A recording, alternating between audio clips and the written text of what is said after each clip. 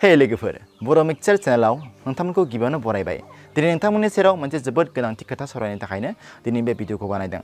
आसा खालामो नोंथांमोना दिनै बे भिडिअखौ जोबजासिम नायगोन आरो लोगोसे गिबियावनो खावलायखायो नोंथांमोना जुदि आंनि चेनेलाव गोदानब्ला अन्नानै आंनि चेनेलखौ साबस्क्राइब खालामबानो जाबाय। दानिया फैदो लोगोफोर भिडिअखौ जागायदिनि। दा बयबो मिथिखायो जोंनि हादराव दायो मा सोलिगासिनो दङ। जोंनि हादरनि गोबां सुबुंफ्रानो दिनै बायदिसिना प्रब्लेम फेस खालामनो गोनां जादों।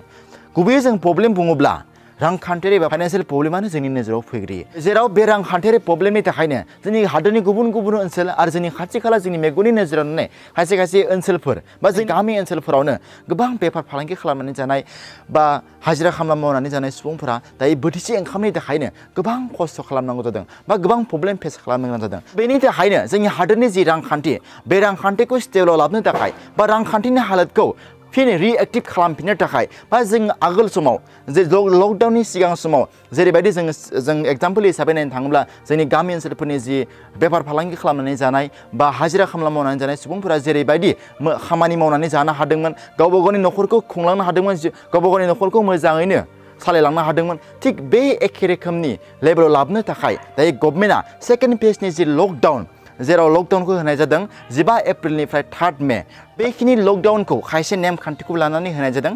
दा नेमखान्थिखौ गुबैयै 20 एप्रिलनिफ्राय 3 मेनि गेजेराव बेखौ बाहायनाय जागोन। दा जोङो नेमखान्थि बुङोब्ला गुबैयै जाय नेमखान्थिखौ बाहायोब्ला जोंनि हादोरनि जि रांखान्थि हालोद बे हालोदा जाहाथे समान लेभेलाव फैफिनो। सोरबा हाजिरा खामला मावनानै जानाय, सोरबा बेफार फालांगि मावनानै जानाय, सोरबा बिजनेस खालामनानै जानाय सुबुंफोरा जाहाथे मोनसे समान लेभेलाव बिजनेस खालामनो हायो, बेफार फालांगि खालामनो हायो, बे लेभेलाव लाबोनो थाखायनो बे नेमखान्थिफोरखौ खालामनाय जादों। नेमखान्थि बुङोब्ला जों गुबैयै जे गामि ओनसोलनि हाजिरा खामला मावनानै जानाय सुबुंफोरखौ हाजिरा खामला मावनायनि सुबिदाखौ होदों आरो लोगोसे जोंनि गोबां सुबुंफोरानो बेफार फालांगि खालामनानै जायो, मैगं थाइगं फाननाय बा ना बेदर फाननाय बेफोरखौ फाननायनि सुबिदा होदों।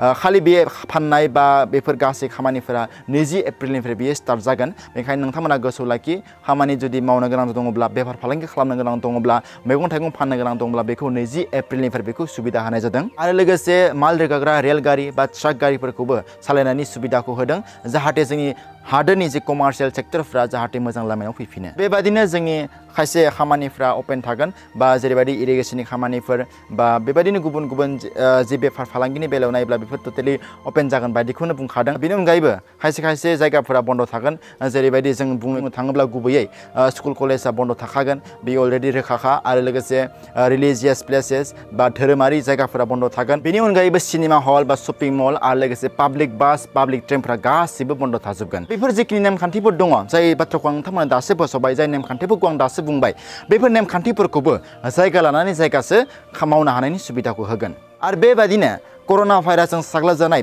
बिबांखौ नायनानै जोंनि हादोरनि गुबुन गुबुन डिस्ट्रिक्टफोरखौ गुबैयै 3 जनाव राननाय जादों। गुबैयै जों बुंनो थाङोब्ला रेड जन, अरेन्ज जन आरो ग्रिन जन। दा गिबियावनो जों मिथिनांगोन रेड जन। दा रेड जन बुंब्ला बेखौनो मिथिगोन दा जायफोर जायगायाव कर'ना भाइरासनि बिबाङा बांबोगासिनो दङ बा सानफा एफा गोदान गोदान कर'ना भाइरासनि जि केस बे केसआ दायो बांबोगासिनो दङ, बैफोर जायगाखौ रेड जन हिसाबै फोसावदों। बे रेड जनाव थानाय जायगा एबा डिस्ट्रिक्टफोरा आगोलनि बायदिनो बिथांमोना नेमखान्थिखौ मानिनांगोन बा आङो दा बावैसो बुंलांनाय जि नेमखान्थिफोर बे नेमखान्थिफोरखौ बिथांमोना बाहायनो मोननाय नङा।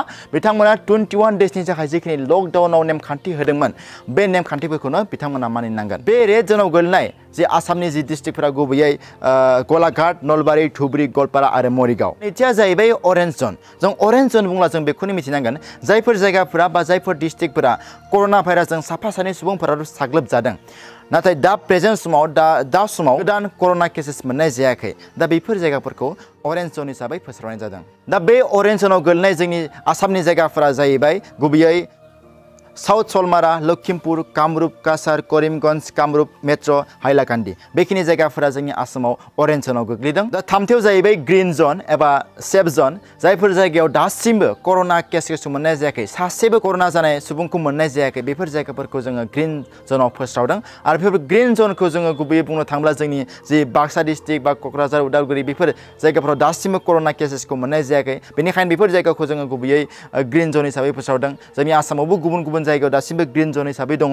दा बुंनो थाङोब्ला जों गुबैयै जरहाट, डिब्रुगड़, बिश्वनाथ, कार्बि आलं उदालगुरि तिनिचुकिया सनितपुर शिबसागर नगाव क'क्राझार कार्बि आलं हजाय डिमा हासाव दरं चिरां चराइदेव बङाइगाव बरपेटा बाक्सा दा बेफोर आसामनि डिस्ट्रिक्टफोरा बेफोर आसामनि जायगाफोरा दायो ग्रीन जोनाव दंथ'यो लोगोफोर दिनै नोंथांमोननो बेखिनि बाथ्राखौ फोसावनो थाखायनो आं दिनै बे भिडिअखौ बानायदों आरो लोगोसे नोंथांमोननिथिं मोनसे खावलायखानाय जोंनिया जिखिनि 20 एप्रिलनिफ्राय जिखिनि नेमखान्थिखौ मानिनानै सोलिनो होदों बा मैगं थाइगं फाननो होदों बा बेफार फालांगि खालामनो होदों बे बेफार फालांगि खालामनाय बा मैगं थाइगं फाननायफोरावबो जाहाथे नोंथांमोना ससियेल डिस्टेन्सिंखौ मानिनानै सोलियो जाहाथे नोंथांमोना बे बेरामनिफ्राय गोरलैनो बारग'नो हायो बेखिनिखौ नोंथांमोनखौ खावलायबाय नोंथांमोना जुदि दिनैनि भिडिअखौ मोजां मोनबा लाइक खालाम शेयार खालाम आरो लोगोसे चेनेलखौ साबस्क्राइब खालामबानो जाबाय गोजोन्थों।